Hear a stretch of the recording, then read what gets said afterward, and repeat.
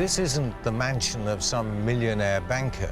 In 1946, it was the Shanghai office of Zhou Enlai, the Chinese Communist Party's vice chairman and its chief representative in talks with the nationalists on a possible power-sharing agreement. The talks ended inconclusively.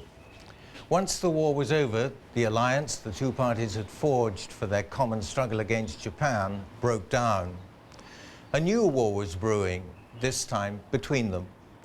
And with it, turbulence in China's financial markets on a scale never seen before. The nationalists would be defeated, but only after China had suffered ruinous inflation. And it would then be left to the Chinese communists to start the task of reconstruction.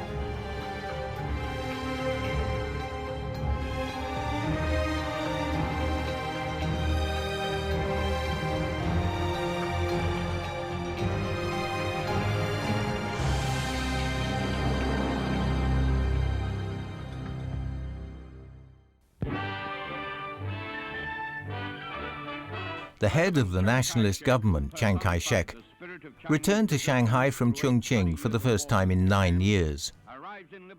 200,000 people gathered at the racecourse to welcome him and to take part in a victory rally. In his speech, Chiang compared the gathering to a family reunion. He wanted the nation to pull in its belt and devote the next 8 years to rebuilding after the war. But actions speak louder than words. The people whom he was addressing had other things on their minds: the devaluation of the currency and uncontrolled price rises.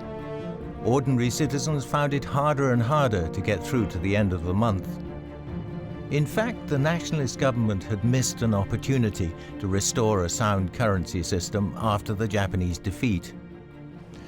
In 1937, just before the war began, the total amount of legal tender in circulation was 1.4 billion yuan. 8 years later, that figure had ballooned to 570 billion. The reason was simple.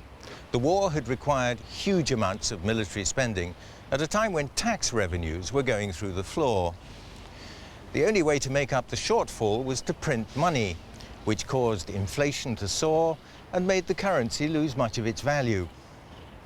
In wartime, there was no choice. It was a matter of national survival.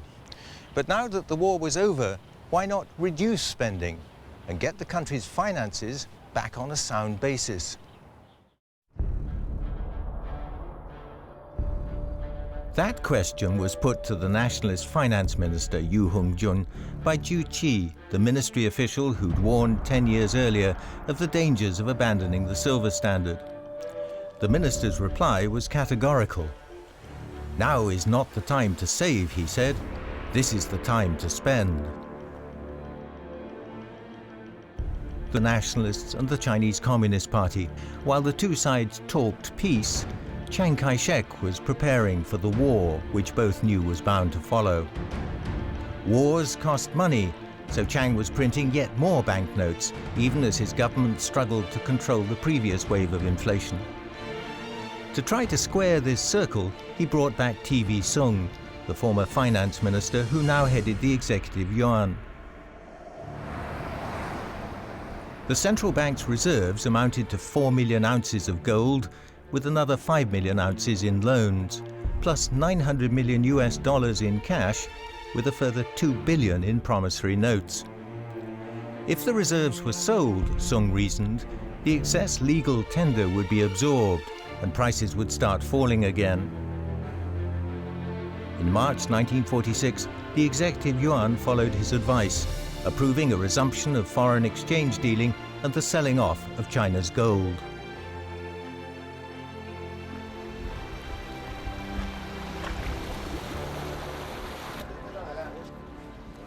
So, 这个鱼很好吃的。黄鱼。黄鱼，新鲜，红烧可以，清蒸可以。什么都可以，老楚啊，都可以。不错，不错。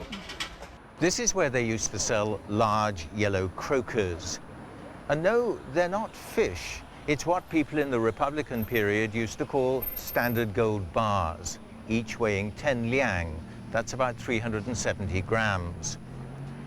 In September 1947, a large yellow croaker was worth 2,000 yuan in legal tender, 300 yuan less than it had been 6 months earlier, which suggested that TV Sung's stabilization measures were working. A month later, however, the gold price started climbing again. As the fighting intensified, Chiang Kai-shek's commanders and military governors spent less and less time on the battlefield and more transferring their assets into gold and US dollars. The central bank chartered an aircraft to deliver cash all over the country to pay military expenses. After the army officers received huge sums in cash, they first rushed to purchase gold and dollar bills, and then chartered another plane to go back to Shanghai to speculate in foreign currency. Over the next 12 months, the collapse of the legal tender became irreversible. Zhu Qi, the finance ministry official who'd criticized Yu Hongjun, wrote in his diary, "On September the 26th, 1947, I paid 17,000 yuan for a haircut. On August the 23rd, 1948, I paid 2.4 million. That would be the last time that Zhu Qi recorded the purchasing power of legal tender. For that week, the currency ceased to exist.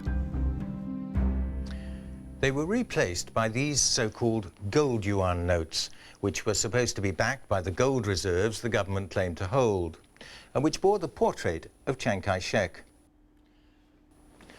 The nationalists announced that they'd issued 2 billion yuan in gold notes at 4.6 yuan to the US dollar, with 200 yuan equivalent to 1 liang of gold.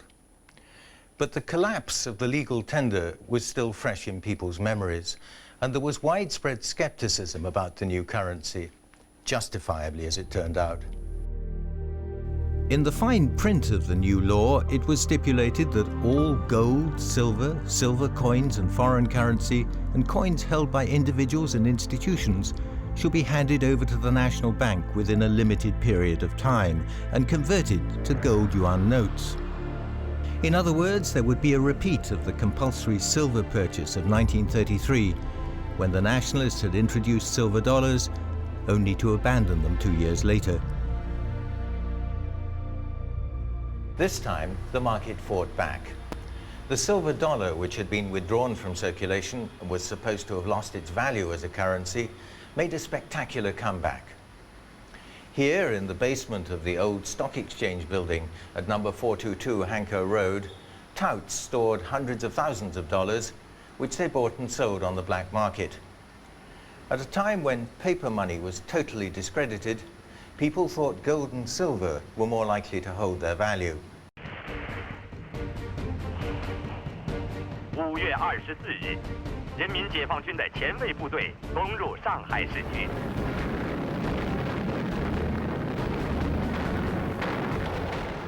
When the communist forces took Shanghai on May the 27th, 1949, the CCP found itself confronted with the immense task of rebuilding the financial system. Its initial strategy of selling silver dollars in order to stabilize prices failed dismally, or as the Chinese saying puts it, like a clay ox entering the sea. So the Shanghai Military Control Commission took strong measures to crack down on the black market and stop all private trade in silver dollars and foreign currency.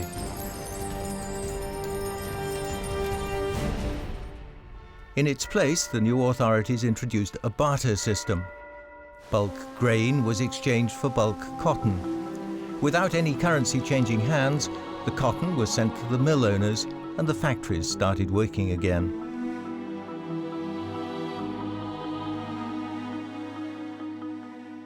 The barter system was one way of dealing with Shanghai's economic problems after the nationalist defeat, but the communists also had another idea: to back their new currency, the renminbi, not with gold and silver, but with commodities.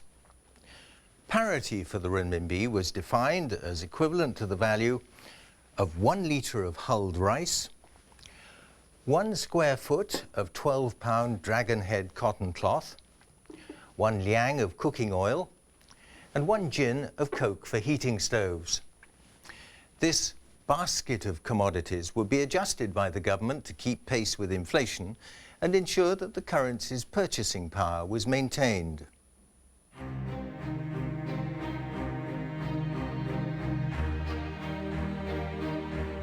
The system proved successful. The renminbi withstood the financial turbulence of the early years after the communist victory and established itself as China's national currency, which the country still uses today.